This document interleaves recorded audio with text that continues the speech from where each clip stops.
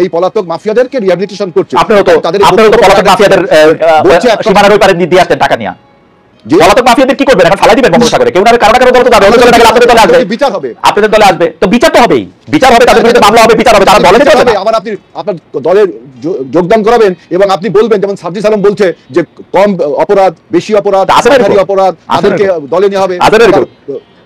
আমি আপনার কাছে আসবো আবার। আমি কিন্তু দেখেছি সীমান্ত এলাকায় আওয়ামী লীগের লোকজন যারা পার হয়েছে তারা বিএনপি লোকজন কি টাকা দিয়ে পার হয়েছে, এমন গুজবও আছে। এটা গুজব কিনা সত্য কিনা আমি জানি না। না, দেখেন আওয়ামী লীগের যে সমস্ত লোক পালিয়ে গেছে, আমরা তো প্রথমেই প্রশ্ন তুলেছি যে এই লোকগুলো পালালো কিভাবে? আপনাদেরকে টাকা দিয়ে, আমাদের প্রশ্ন তুলেছি আপনাদেরকে টাকা দিয়ে, হেলাল ভাই আপনাদেরকে টাকা দিয়ে। আপনি খুলনা অঞ্চলে এত জনপ্রিয় নেতা, আপনি জিজ্ঞেস করে দেখেন সাতক্ষীরা দশরে কি হয়েছে। আপনি প্লিজ জিজ্ঞেস করে দেখেন, আমি আসতেছি আপনার কাছে। আপনি এখনই জিজ্ঞেস করেন সাতক্ষীরা দশর দিয়ে যারা পালাইছে তারা বিএনপি লোকজনের টাকা দিচ্ছে কিনা, আপনি জিজ্ঞেস করে দেখেন স্থানীয় বিএনপি লোকজন। তাহলে সরকার সেটা ইনিশিয়েটিভ দিচ্ছে না। সরকার তো বড় না, বিএনপি তো সরকার বড়। তাহলে সরকার কি চাচ্ছে? সরকার তাহলে আমাদের মধ্যে একটা অনৈক্য তৈরি করে, আমাদের মধ্যে একটা মিসআন্ডারস্ট্যান্ডিং ক্রিয়েট করে, সরকার কি তাহলে এই ডক্টর ইউনূস সরকার যেভাবে এক্সপোজার দিচ্ছে তার নিজের ব্যাপারে, যেভাবে নিজের অপরিহার্যতা তুলে ধরতে, তাহলে কি আমাদের মধ্যে একটা মিসআন্ডারস্ট্যান্ডিং করে তিনি দীর্ঘদিন ক্ষমতায় থাকতে চান? আমার কাছে এই প্রশ্ন উঠে আসবে। এই প্রশ্নে আমি একটু আদিবের কাছে যাই। আদি ধরেন আরিফুল ইসলাম আদি, আপনি খেয়াল করেছেন যে আমি দুইটা জিনিস একটু বলতে চাই যে এই যে ধরেন ক্ষমতার অপব্যবহার, ক্ষমতার মধ্যে থেকে বিভিন্ন রকম দুর্নীতি, গত কয় মাসে তো 7-8 মাস মাত্র আসছে, 7-8 মাসের মধ্যে তো কম হলো না। এপিএস উমুক তুমুক, আপনি কি মনে করেন না আপনাদের সাথে যারা আপনাদের সহযোদ্ধা ছিল, সেই সহযোদ্ধা যারা ওয়াসিম আহমদ সজীব ভুঁইয়া, যারা মাহফুজ, তাদের এখনই পদত্যাগ করে আসলে দলের মধ্যে চলে আসা উচিত, নাকি তারা সরকারের থেকে তারা আপনাদের জন্য কি উপকার করতেছেন সেটা কি আপনি বলবেন? বা সরকারে কেন তারা এখন অপরিহার্য সেটা কি একটু বলবেন? কারণ তারা যত বেশি সরকারে থাকবেন এই ধরনের অভিযোগ অনেক বেশি উঠবে। এবং আমরা সাদা বাংলা আপনারা দেখতে পাবো, যখনই আপনারা সংস্কারের কথা বলবেন, নির্বাচন দীর্ঘায়িত করার কথা বলবেন, আমরা বুঝবো যে আপনারা কোনো না কোনোভাবে টাকা পয়সা কামাচ্ছেন, দুর্নীতি করতেছেন, এর জন্য বেশি সময় থাকতেছেন, পরে গিয়া আপনারা একটা ঘোলাটে পরিস্থিতিতে আপনারা এটা নির্বাচন করতে চান, যার জন্য আপনারা গণপরিষদের কথা বলেন, এখন আরেকবার স্থানীয় সরকারের কথা বলেন, নির্বাচন পেছানোর কথা বলেন, ইত্যাদি ইত্যাদি। একটু যদি জবাব দিতেন। খালেদ ভাই, আপনার প্রশ্ন দুটির আগে আমি একটি বিষয় হেলাল ভাইয়ের বিষয়টি বলতে চাই।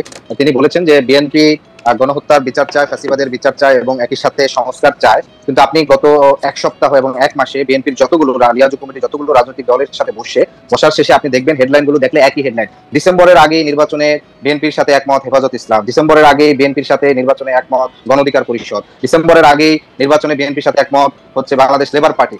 এই যে ধরেন শিরোনামগুলো এবং তাদের লিয়াজু কমিটির আলোচনার প্রথম কেন্দ্রবিন্দু হয়েছে দলগুলোকে বলছে যে আপনারা হচ্ছে ডিসেম্বরের আগে নির্বাচন চাবেন কিনা। এবং আরেকটি খুবই দুঃখজনক বিষয় যেটা আমরা দেখেছিলাম যে হেফাজত ইসলাম তারা নিজের উদ্যোগে বিভিন্ন রাজনৈতিক দলগুলোর সাথে বসছেন এবং বিএনপির সাথে যখন বসছে তখন নিউজে আসলো যে বিএনপির থেকে যে প্রেস রিলিজ বা যেটা দেওয়া হয়েছে যে ডিসেম্বরের আগেও হেফাজত এবং বিএনপি হচ্ছে নির্বাচন চান। পরবর্তীতে আমরা যেটি দেখেছি যে হেফাজত ইসলাম তারা মানে প্রেস রিলিজে সেটার প্রতিবাদ করেছে যে হেফাজত ইসলাম একটি অরাজনৈতিক সংগঠন, তারা নির্বাচন বিষয়ে কোনো ধরনের আলাপ আলোচনা করে না। তাহলে একটি মাত্র দ্বিপক্ষীয় একটি বৈঠকে যেখানে অন্য একটি দলের নামে নির্বাচনের আলোচনা হয় নাই, কিন্তু সেটিকে মিডিয়ার মাধ্যমে নির্বাচন করেছে, যেহেতু হেফাজত ইসলাম এখন নির্বাচনের আগে হচ্ছে একটি গুরুত্বপূর্ণ এখানে ফ্যাক্টর, সেই জায়গা থেকে আমার কাছে মনে হচ্ছে যে বিএনপি হেলাল ভাই যেটা বলছে যে বিএনপি গণহত্যার বিচার চায় কিংবা হচ্ছে সংস্কার চায়, কিন্তু তাদের রাজনৈতিক তৎপরতা শুধুমাত্র নির্বাচন কেন্দ্রিক, কিভাবে নির্বাচনকে দ্রুত করা যায় কিংবা নির্বাচনের দিকে বাকি দলগুলোকে এক ধরনের বাধ্য করে কিংবা প্রলোভন দেখে নানাভাবে হচ্ছে দলগুলোকে এনসিপির বাহিরে সকল দলকে তাদের নিজস্ব বলয়ে নিয়ে এসে একটি বড় ধরনের জোট কিংবা করে দেন হচ্ছে